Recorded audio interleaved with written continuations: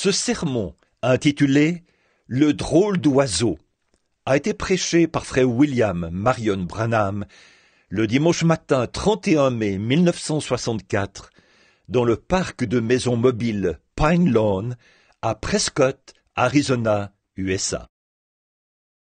Prions, Seigneur Jésus, quand nous repartirons ce matin, nous pourrons dire que nos cœurs brûlaient au-dedans de nous, parce qu'il nous a parlé en chemin. Nous te remercions pour cette merveilleuse occasion qui s'est offerte à nous, de pouvoir nous assembler ici avec ces gens, tes enfants, et profiter de ces agréables moments de communion fraternelle. Nous prions, Père Céleste, que tes bénédictions reposent sur nous, comme nous repartirons vers différents endroits et que nous rencontrerons d'autres gens. Nous te remercions pour chaque témoignage, cette belle atmosphère chrétienne ici ce matin, pour toutes ces personnes qui sont sur le chemin depuis longtemps, et pour ce jeune homme qui vient tout juste de traverser le Jourdain, qui voit maintenant ce que vivre signifie réellement.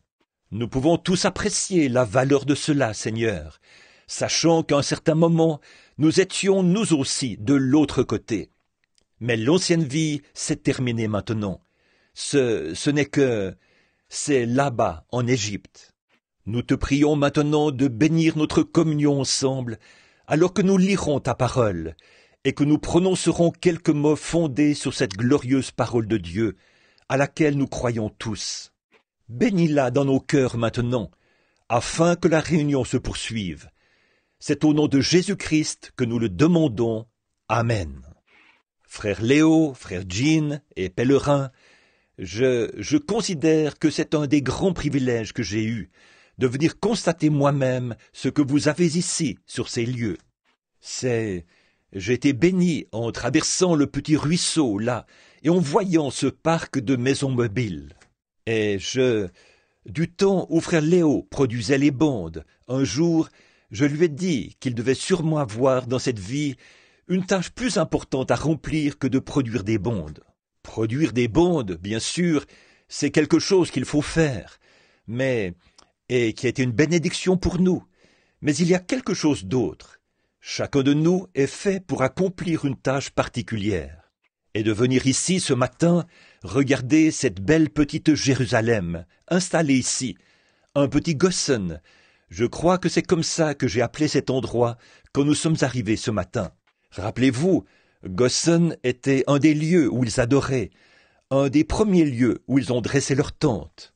Et de rencontrer de vieux amis et de nouveaux amis, et de profiter de ces quelques moments qui nous sont accordés. On dirait qu'on ne veut plus s'en aller. Quelque chose nous retient ici. Je comprends pourquoi vous tenez à rester ici. Voyez, il y a quelque chose qui touche profondément. Je ne crois pas m'être jamais trouvé au milieu d'une adoration et d'une communion fraternelle plus douce. Ces cantiques et tout. J'étais assis là à me mordre les lèvres et à remuer les pieds. J'essayais de me retenir de crier, en entendant ces vieux cantiques être chantés comme je crois qu'ils doivent être chantés par l'Esprit. Alors, c'est ce que Paul a dit, si je chante, je chanterai par l'Esprit. Et l'Esprit, je ne peux pas imaginer que ce soit de crier à tue-tête. Je pense que l'Esprit de Christ, c'est l'amour, la douceur, la paix, qui produit quelque chose dans notre âme, qui nous nourrit. Je pense que c'est de cette manière-là qu'on devrait chanter ces cantiques. Et d'être ici, parmi vous, un peuple consacré à une cause, à la cause de Christ. Il y a tellement de choses que je pourrais dire, mais le temps ne me le permet pas. Je suis venu je me suis dit, eh bien, je vais passer là-bas, rendre visite à frère Léo et à l'église, à la partie du corps de Christ qui attend sa venue, la partie de l'épouse qui séjourne ici. Vous vous êtes vraiment séparés du reste du monde, et vous êtes venus ici pour vivre de cette manière. Je réfléchissais, il y a même ce petit ruisseau. Vous êtes maintenant de ce côté-ci du Jourdain. Vous êtes dans le pays ici. Vous êtes venus ici, en Exode, sortis du monde pour entrer dans un endroit où vous pouvez vous rassembler et adorer réellement Dieu, selon ce que vous dicte votre conscience. Et c'est ce droit que nous défendons en tant que démocratie, en tant que nation. C'est exactement ce que nous défendons, le droit qu'a chaque homme de pratiquer son culte. C'est vraiment dommage qu'on n'ait pas plus d'endroits comme celui-ci, voyez, c'est vrai, afin que le monde soit en son lieu et que le peuple de Dieu soit en son lieu, pour que nous puissions vivre ceci. Et j'ai certainement, même si je disais Amen et repartais tout de suite, je pourrais déclarer qu'il me serait profitable de faire le trajet en voiture tous les dimanches ou même d'envoyer mes enfants ici pour qu'ils baignent dans ce genre d'atmosphère. Parce que c'est toujours l'atmosphère qui produit les résultats. On peut mettre une semence en terre. Peu importe combien cette semence est féconde, mettez-la en terre, mais pour qu'elle prenne vie, il faut qu'il y ait une certaine atmosphère. Voyez, le soleil doit d'abord avoir une certaine force, produire sur elle une certaine atmosphère. Un œuf doit être dans une certaine atmosphère, sinon il n'éclora pas. Peu importe combien il est fécond, il faut qu'il ait cette atmosphère. Et je pense que dans un groupe comme celui-ci, des chrétiens éclosent, naissent de nouveau dans une telle atmosphère. C'est dans ce genre d'atmosphère que je suis né, ou que j'aille dans ce monde froid, dans les champs missionnaires et tout, je pourrais, rien qu'en fermant les yeux, penser à l'atmosphère qui règne ici. Ceci me rappelle l'époque où j'étais tout jeune prédicateur, à mes débuts. Nous avions de petits groupes. Nous nous réunissions de maison en maison. Nous aussi, nous nous sommes séparés des choses du monde. C'est ce qui a rendu mon cœur comme il est aujourd'hui, amoureux de Christ. Alors, nous pouvons demeurer ensemble. Je crois que l'Écriture dit « Oh, qu'il est doux pour des frères de demeurer ensemble !» C'est comme l'huile d'onction qui était sur la barbe d'Aaron, qui descendait jusque sur le bord de ses vêtements. Et vraiment, bien des choses pourraient être dites. Peut-être qu'après mon départ, le Saint-Esprit vous interprétera cela. J'aimerais pouvoir rester tout l'après-midi, sauter les repas et tout, juste rester ici et vous écouter chanter.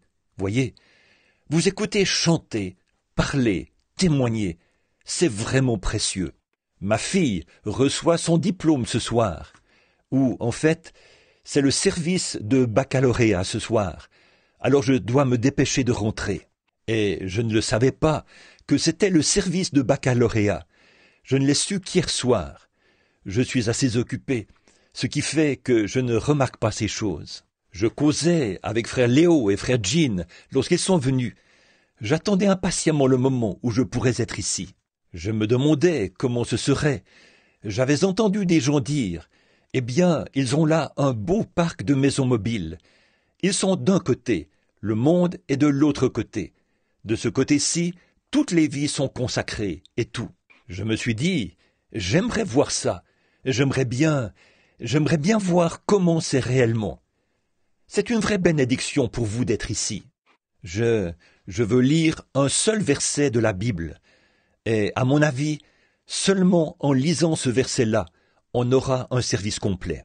Mais comme je venais ici, j'avais quelques commentaires que je m'étais proposé de faire. Ça ne me prendra que quelques minutes. Alors, j'aimerais faire ces commentaires, exprimer ce que je ressens en ce moment. Dans la seconde épître aux Corinthiens, au chapitre 12 et au verset 11, j'aimerais lire ceci. C'est Paul qui parle. « Je suis devenu un insensé. Oui, m'en voici contraint. C'est par vous que je devais être recommandé, car je n'étais inférieur en rien aux apôtres par excellence, quoique je ne sois rien. J'aimerais, si je peux appeler ceci un sujet, je pense que le Saint-Esprit est parmi nous. Et ce n'est pas le simple fait que nous lisions un passage de l'Écriture.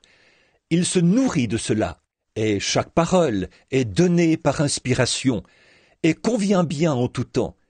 Elle n'a jamais de fin, elle est comme une chaîne, elle continue toujours. Elle n'a jamais de fin, l'Écriture.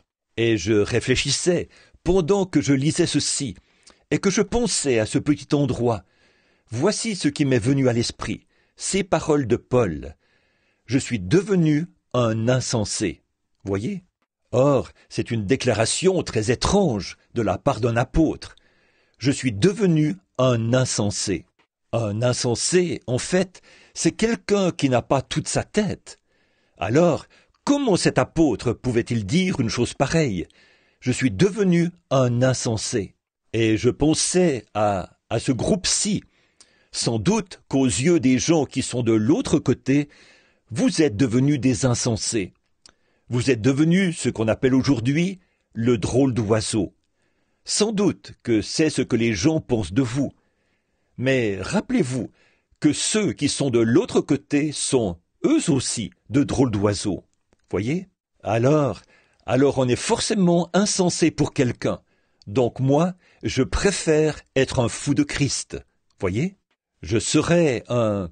Dieu a dit que son peuple était un peuple acquis, bizarre, des gens choisis, élus, un sacerdoce royal, offrant à Dieu des sacrifices spirituels, c'est-à-dire le fruit de nos lèvres donnant la louange à son nom. Il y a quelque temps, j'espère que cette petite touche d'humour ne dérangera pas le bel esprit qui règne ici. Je pense à quelque chose. Le frère Troy, des hommes d'affaires du plein évangile, racontait ceci. Ce qui m'a fait penser à ça, c'est ce jeune chanteur ici, qui a donné sa vie au Seigneur tout récemment. À l'époque où il travaillait dans une... Il est boucher, et il travaillait dans une boucherie. Et il y avait là-bas un Allemand à qui il parlait toujours du Seigneur. Cet Allemand ne savait pas très bien parler anglais. Il disait donc, « Allez, viens à la réunion. » Il disait, « Il te faut le baptême du Saint-Esprit. » Alors, ce brave Néerlandais tenait à ce qu'il sache qu'il était luthérien. Vous voyez, que tout allait bien pour lui. Il était... Eh bien, viens donc nous rendre visite une fois. Et donc, ils se sont peut-être, eux aussi, retrouvés au milieu d'une bande de drôles d'oiseaux, comme on les appelle. Vous voyez ? Et ce soir-là, cet Allemand a reçu le baptême du Saint-Esprit. Le lendemain, il découpait la viande, en parlant en langue et en chantant. Il avait tout un jubilé. Alors, au bout d'un moment, le patron de l'établissement est venu et lui a dit « Henri, il a dit, qu'est-ce qui t'arrive ?» Il a dit « Oh, gloire à Dieu !» Il a dit « J'ai reçu le salut !» Il a dit « Mais, il a dit, où est-ce que tu es allé ?» Il a dit « Je parie que tu es allé là-bas, parmi cette bande de cinglés. » Le mot anglais « nat » signifie à la fois écrou et au figuré cinglé. Il a dit « Oui, gloire à Dieu !» Il a dit « Je suis allé là-bas, parmi la bande de cinglés. » Il a dit « Vous savez, si on n'avait pas les écrous, il a dit « Prenez par exemple l'automobile, elle circule sur la route. Si on en retire tous les écrous, il ne reste plus qu'un tas de ferraille. » C'est à peu près ça.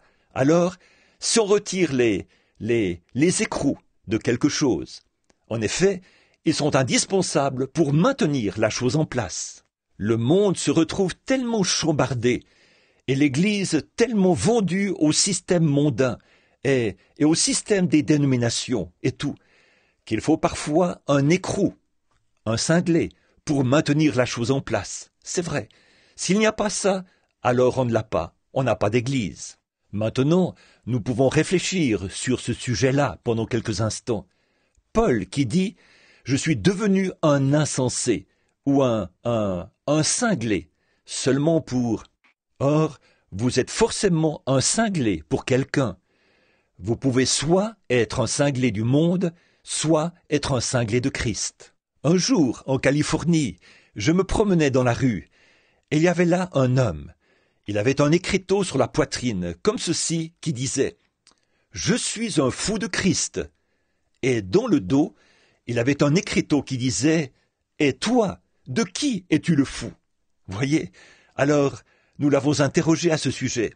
Il a dit « On est forcément le fou de quelqu'un ». Donc Paul, ici, avait choisi d'être un fou de Christ. Et vous pouvez imaginer ce que le monde pensait de lui en ce temps-là. Non seulement le monde, mais aussi l'Église. Cet homme avait reçu une formation de sacrificateur. Il avait été l'élève de Gamaliel, un des plus grands érudits et des plus grands docteurs de son époque. Alors qu'il avait obtenu, disons, peut-être sa licence en lettres et son doctorat, et qu'il était prêt à entrer dans le sacerdoce.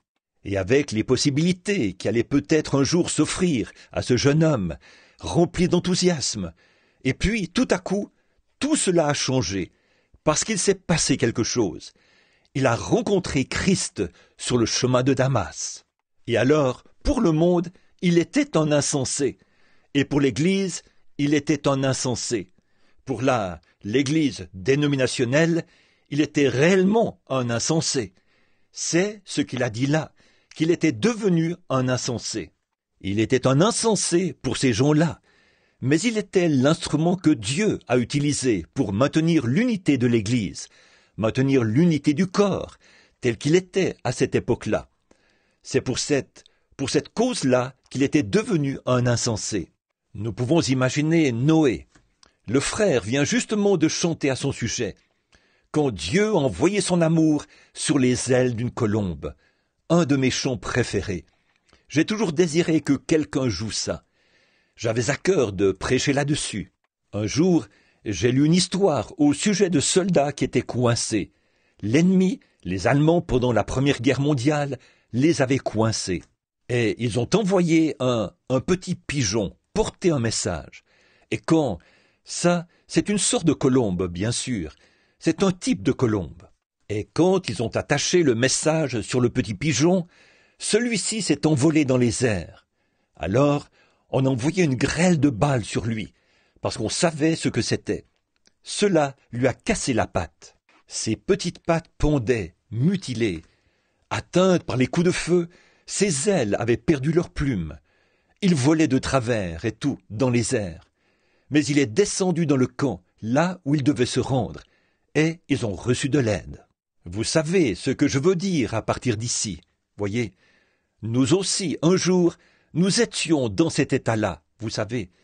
Et il a été blessé pour nos transgressions et brisé pour notre iniquité. Mais le message est arrivé quand même. Il nous a fait parvenir le message. Noé, à son époque, je peux imaginer un homme de son calibre, un prophète confirmé par Dieu. Et Dieu lui a parlé un jour. Quelle chose étrange, dans un grand âge scientifique. Peut-être qu'il pouvait atteindre la Lune avec le radar, et il pouvait construire un sphinx et la pyramide. Et Dieu lui a parlé. Il a dit, « Noé, de l'eau va tomber du ciel. » Pouvez-vous imaginer un homme de son calibre, un prophète du Seigneur qui sort proclamer un message aussi ridicule? Dire une chose pareille? Souvenez-vous, il n'était encore jamais tombé de pluie du ciel en ce temps-là. Dieu arrosait la terre, nous dit la Bible, par l'irrigation, par des rigoles et tout, par des sources. Il n'était encore jamais tombé une seule goutte de pluie. Il n'y avait pas d'eau là-haut. Alors, il pouvait prouver qu'il n'y avait pas d'eau là-haut. Et voilà un homme qui arrive avec un message. Non seulement ça, mais il s'était séparé du reste du monde. Il était devenu un cinglé aux yeux du monde. C'est vrai, il était un cinglé pour son âge. Comment donc un homme qui portait un message aussi fou pouvait-il essayer d'emmener des gens dans une petite roulotte ou une arche ou ce qu'ils étaient en train de construire là-bas?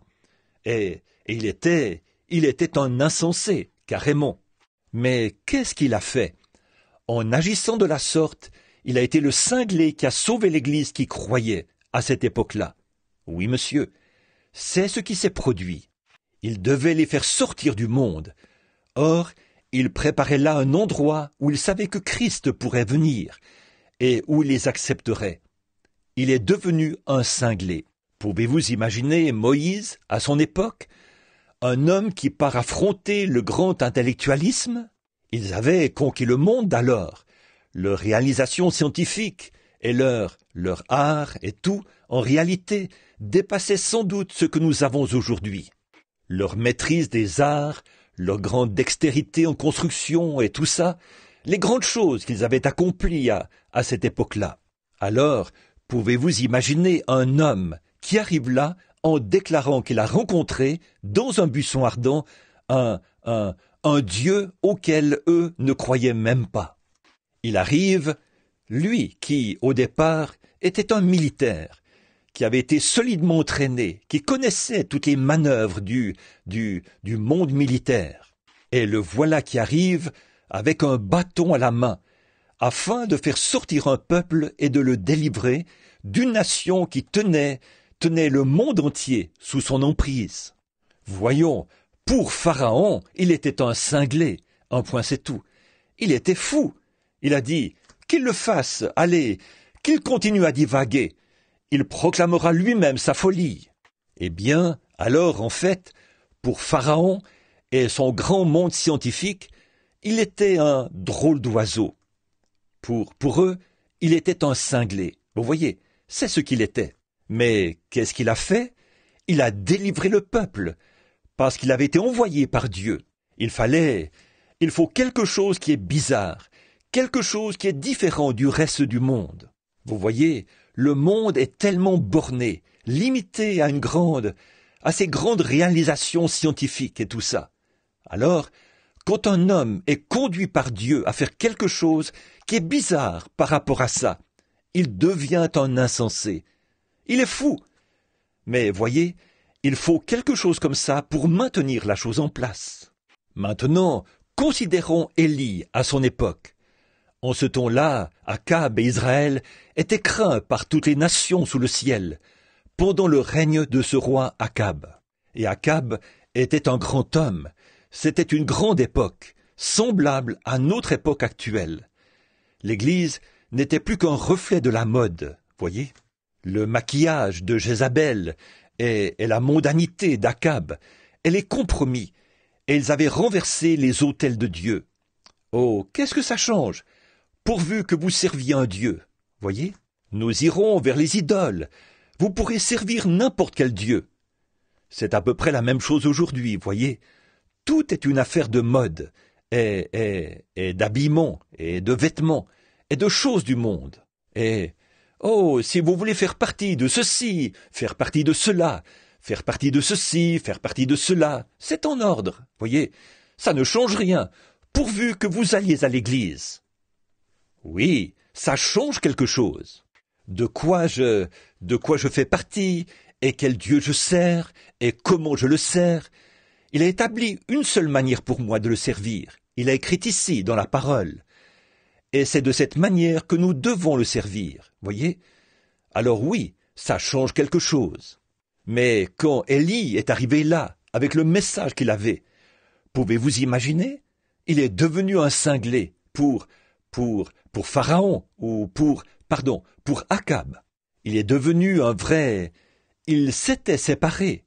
Mais voyez-vous, il y avait parmi ces gens 7000 personnes, voyez, qui pouvaient être sauvées, voyez, et il est venu pour ces personnes-là.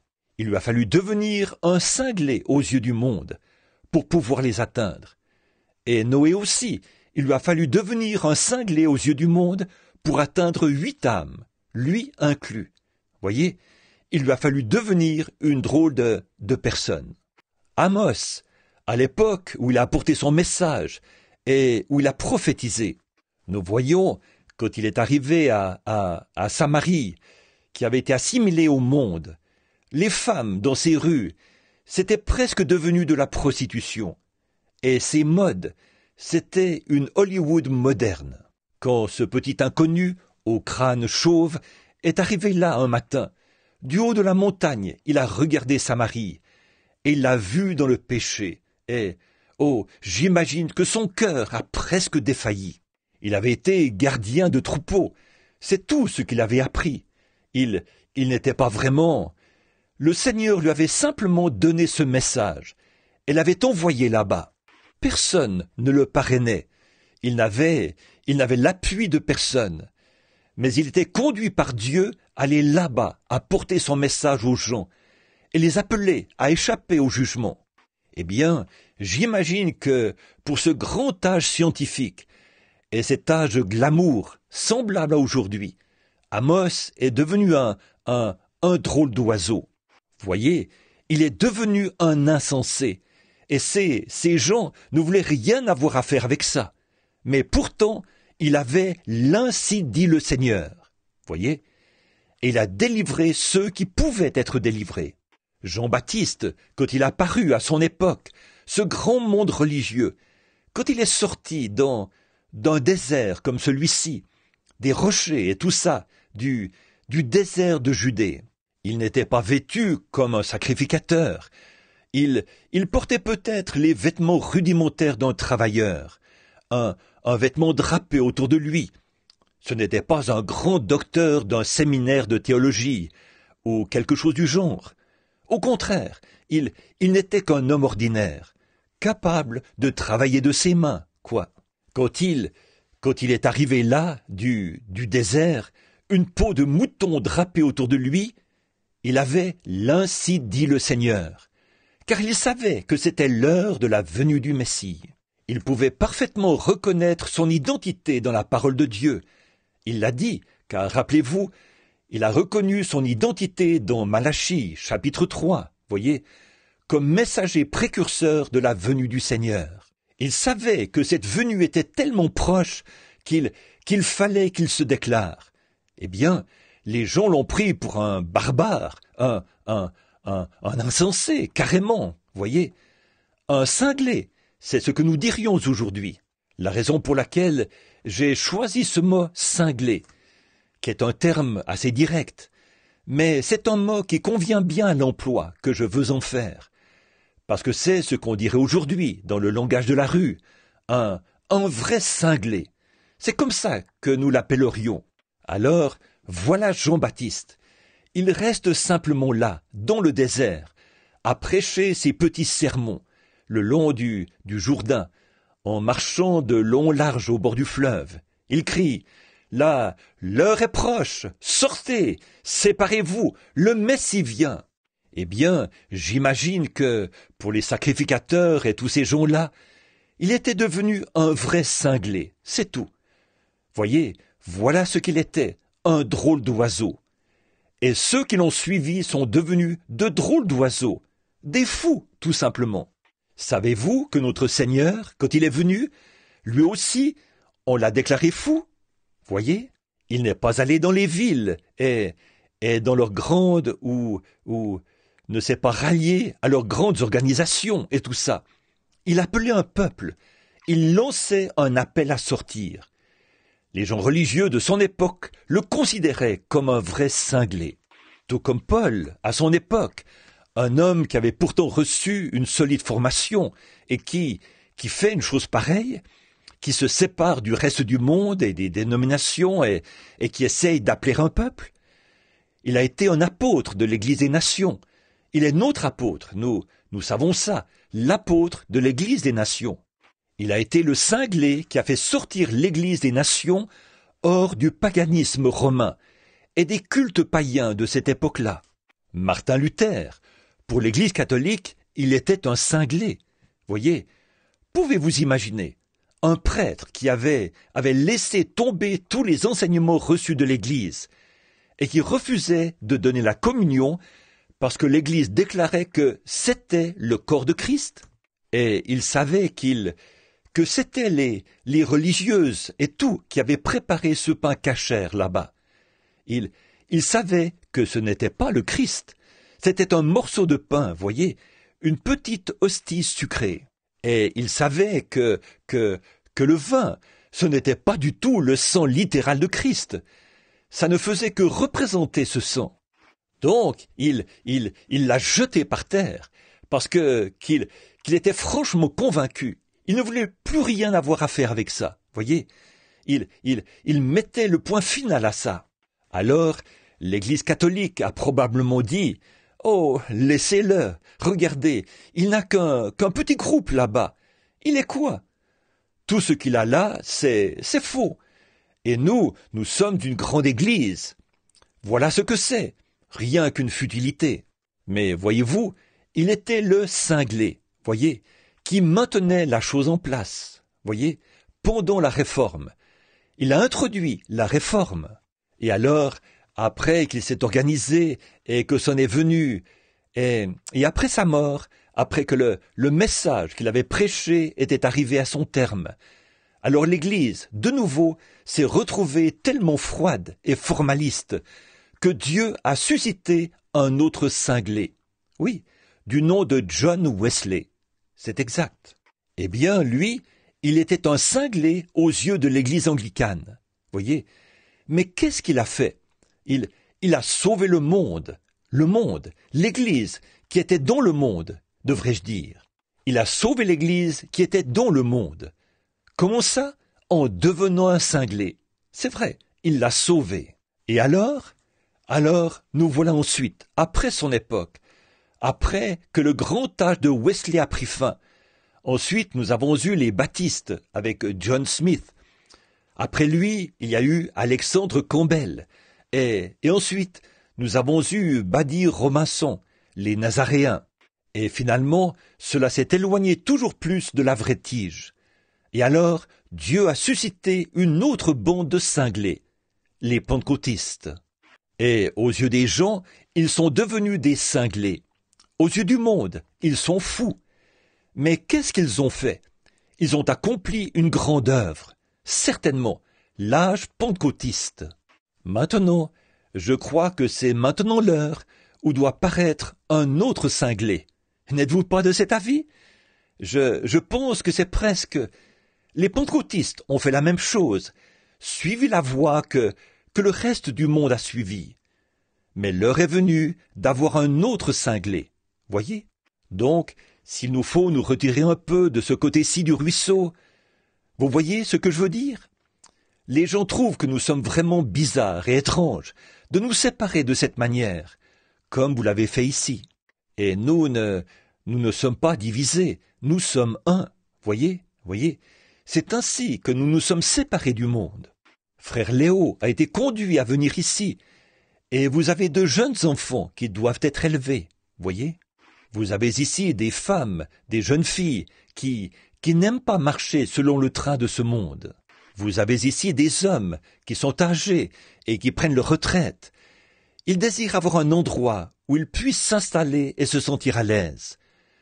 Que vous habitiez au milieu de vos semblables. Eh bien, voyez, je pense que Dieu peut pourvoir à ce besoin. N'êtes-vous pas de cet avis?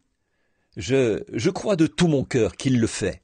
Donc, nous voyons que c'est maintenant l'heure. Remarquez, le cinglé, l'écrou, a toujours été ce qui a servi à les réunir. Par exemple, tous les Américains d'aujourd'hui, nous voyons là tant de mondanité et de choses du genre, dans nos églises, nos dénominations et tout. Alors, quelque chose qui correspond à la parole se manifeste. Voyez, ils se sont rangés du côté du credo et non du côté de la parole. Et alors, quelque chose qui est selon la parole se manifeste. Vous savez, vous dites, eh bien, les gens pensent qu'on s'est séparés.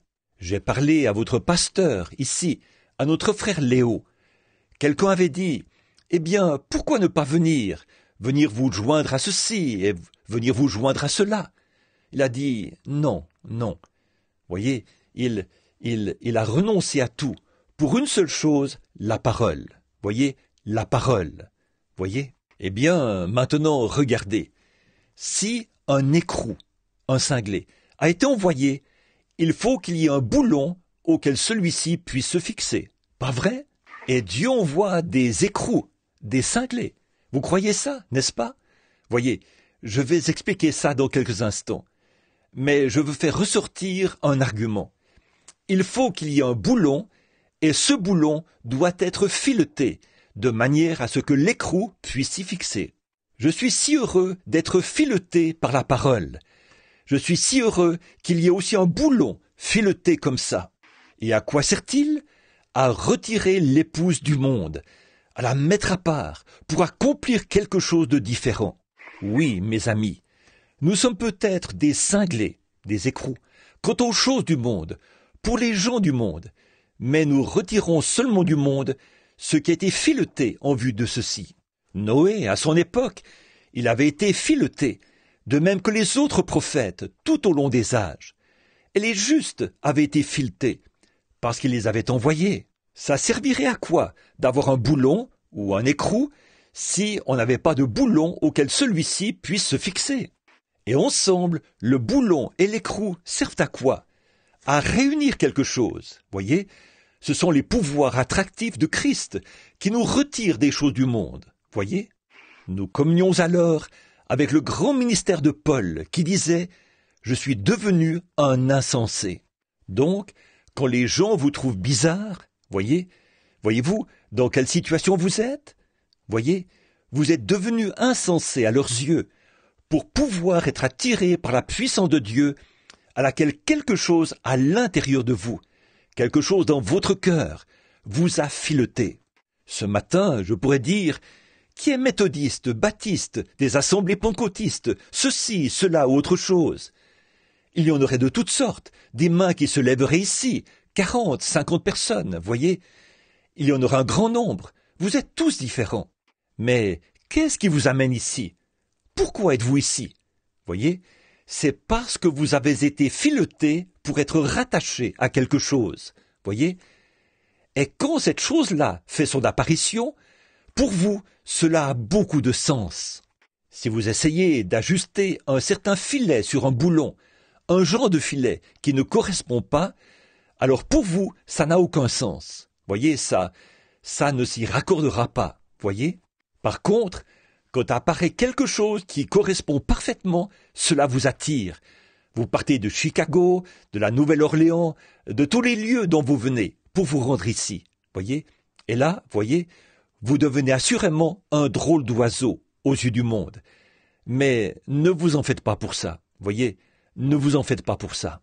Maintenant, vous dites, comment savoir si je suis fileté correctement? Regardez la parole, voyez? Alors vous saurez si vous êtes fileté correctement, si nous sommes des cinglés de Christ ou si nous sommes des cinglés du monde. Or, le monde aussi a reçu son cinglé, c'est exact. J'avais mis une petite note sur papier ici, quelque chose que je ne voulais pas oublier. Nous voici, nous sommes devenus des boulons, des cinglés, des écrous aux yeux du monde. C'est exact. Pour pouvoir maintenir l'unité du royaume de Dieu sur terre. Voyez, l'unité du royaume de Dieu. Bien, souvenez-vous, le monde, le monde du dehors, eux aussi ont leur cinglé. Satan leur donne un cinglé, à l'époque où arrive cette grande chose. Voyez, tout cela est à l'œuvre, le pour et le contre. Voyez, maintenant, à l'époque le monde avait un cinglé, en la personne de Pharaon, à l'époque de Moïse. Effectivement, voyez, forcément, le diable aussi, il a ses cinglés. Eh bien, il y avait Pharaon, voyez. Or, Israël, Moïse qui était là-bas, qui devait faire sortir ces gens, il était un cinglé aux yeux de Pharaon. Mais Pharaon aussi, à leurs yeux, il était un cinglé. Voyez, il faut donc qu'il en soit ainsi. Alors, vous êtes un cinglé pour quelqu'un. Je suis si heureux d'être rattaché à la parole, par le filetage de cette parole. Pas vous? Quelqu'un l'enseignera. Akab, il était un cinglé, tout à fait, pour Élie et pour les 7000. Et tout son groupe là-bas, Jézabel et tout le luxe, les trucs clinquants et les choses qu'ils avaient là, tout ça, c'était cinglé. Pour les 7000 qui n'avaient jamais fléchi le genou devant Baal. Et Élie était lui aussi un cinglé, pour ces gens-là, voyez, même chose. Nous voyons qu'à l'époque d'Hérode, Jean était un cinglé, voyez. Hérode aussi était un cinglé. Le monde avait son cinglé. Bien, à l'époque de Jésus, pour le monde, il était un insensé, voyez, pour Pilate. Mais Pilate aussi était un cinglé de l'avoir rejeté. C'est vrai, voyez. Il n'avait pas été fileté. Il en a eu la possibilité. Mais quand il a eu la possibilité d'accepter cela, il désirait voir une espèce de bouffon, un genre de tour, un genre de magie, un lapin qu'on sort d'un chapeau, vous savez, ou quelque chose. Il a dit « Oh, je voudrais te voir faire quelques tours, vous savez, ou quelque chose comme ça. » C'était un cinglé, lui aussi, voyez. Il a eu la possibilité de recevoir cela, mais il ne l'a pas fait. Les Sadducéens et les pharisiens, eux aussi, c'était pareil à leur époque. parce qu'ils n'ont pas accepté Paul, celui qui avait déclaré être devenu pour le monde un insensé. Voyez? Mais l'Église aussi a ses cinglés, voyez? Et le monde a ses cinglés. Et Christ a les siens, voyez? Alors vous, de qui êtes-vous le cinglé? Le seul moyen pour vous de savoir, vous dites, comment puis-je savoir si ceci est la vérité, frère Branham? Au commencement était la parole, et la parole était avec Dieu, et la parole était Dieu. Et la parole a été faite chair, et elle a habité parmi nous. Jésus-Christ est le même hier, aujourd'hui et éternellement. Par conséquent, il est toujours la parole.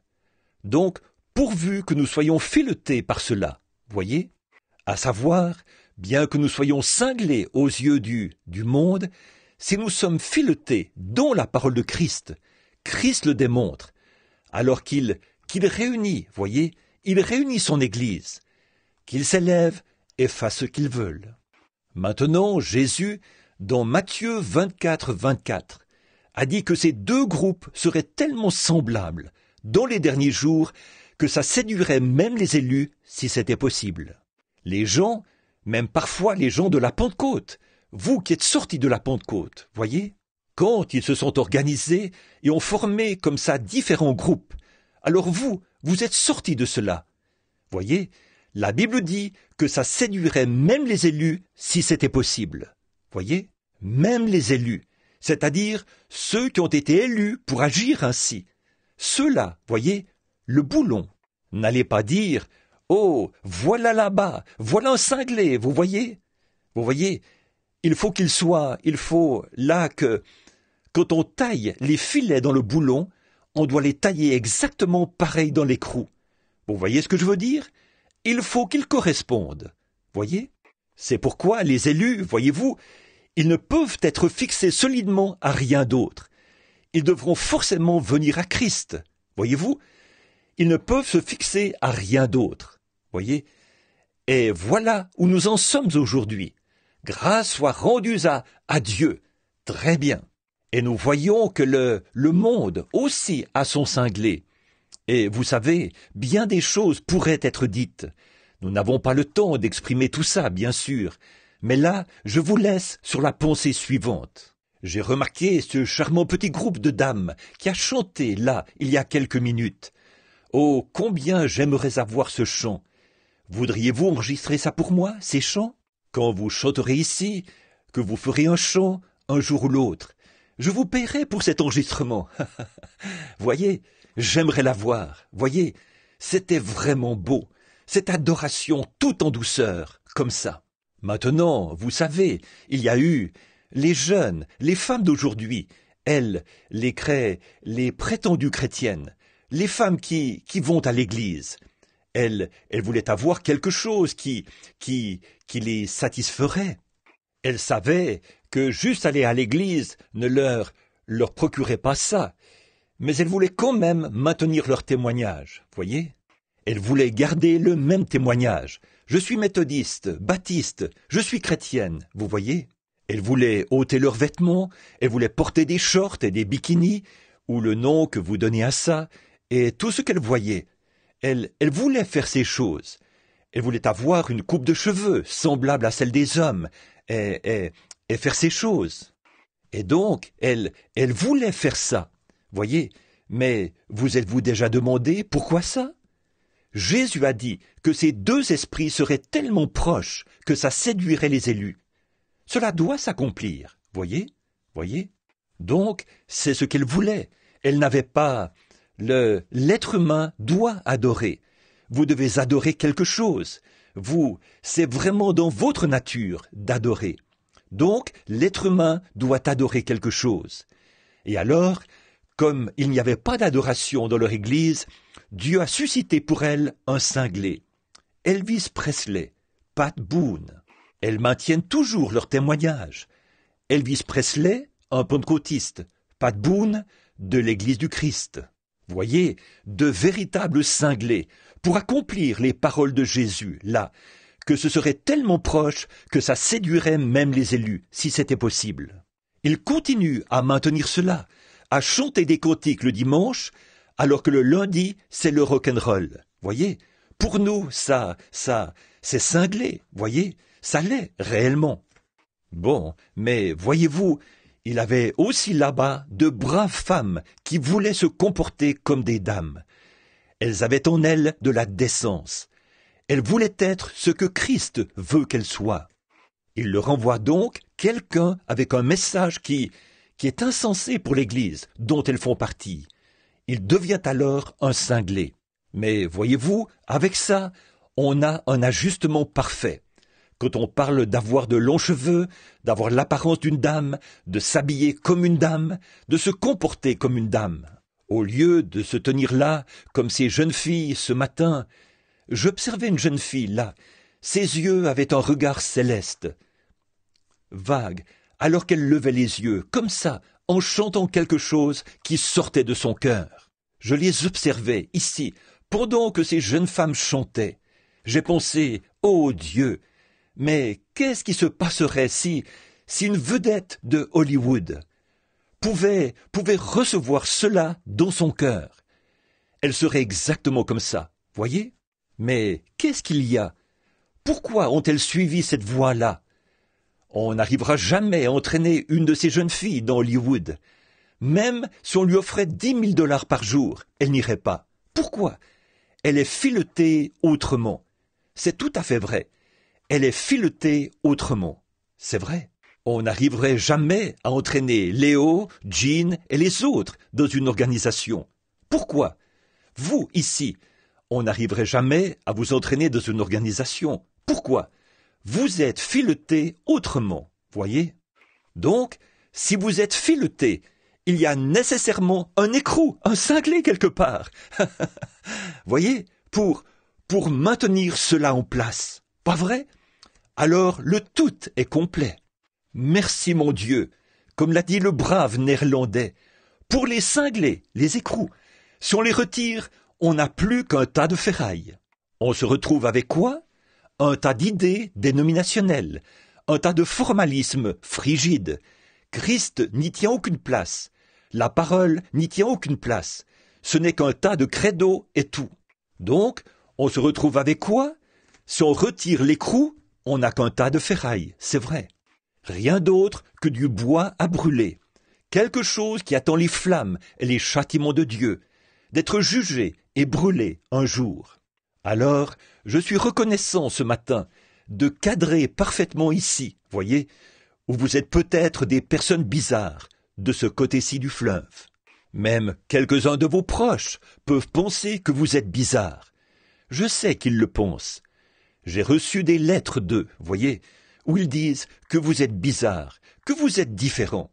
Ils demandent « Mais qu'est-ce qui a bien pu vous arriver ?» J'ai donc jugé bon de vous exprimer cette petite pensée ce matin.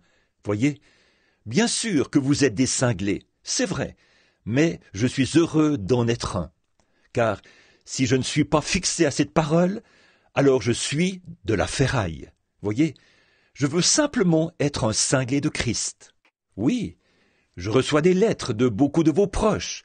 Certains d'entre eux viennent me dire « Savez-vous ce qui est arrivé ?»« Quoi ?»« Ce drôle de type, oui, un tel, est allé là-bas et a fait telle chose. » Je dis « Minute !» Tout dépend de ce à quoi on est rattaché, voyez. Donc, que le Seigneur Jésus-Christ, le berger du troupeau, garde à jamais vos cœurs fixés en lui, si bien que lorsqu'il paraîtra, lui, le grand berger, nous paraîtrons avec lui. Prions. Père Céleste, je vois que mon temps est écoulé. Je suis très pressé. Quel beau groupe, des chrétiens charmants. Et quel sujet disgracieux. Mais l'autre jour, dans la pièce, je réfléchissais à ce que j'avais lu dans ces lettres et à ce que j'avais entendu les gens dire. Quand tes modestes serviteurs, ici, m'avaient demandé de venir leur rendre visite et d'avoir une communion fraternelle avec ce petit troupeau. Ce sujet disgracieux d'être un cinglé, j'ai eu l'idée de me servir de cela pour leur transmettre cette pensée. Et pour qu'ils comprennent ce que moi j'en pense, nous sommes devenus des insensés, comme Paul aux yeux du monde. Mais c'est que, Seigneur, nous désirons être fixés tellement solidement à toi et à ta parole, que lorsque l'enlèvement viendra, nous tiendrons à en faire partie, Seigneur. Alors, aide-nous à toujours garder nos cœurs unis et liés dans l'amour de Christ. Bénis frère Léo, frère Jean, frère Dalton, et tous les braves hommes et les charmantes femmes qui sont ici. J'écoutais leurs témoignages. Ils sont heureux, satisfaits.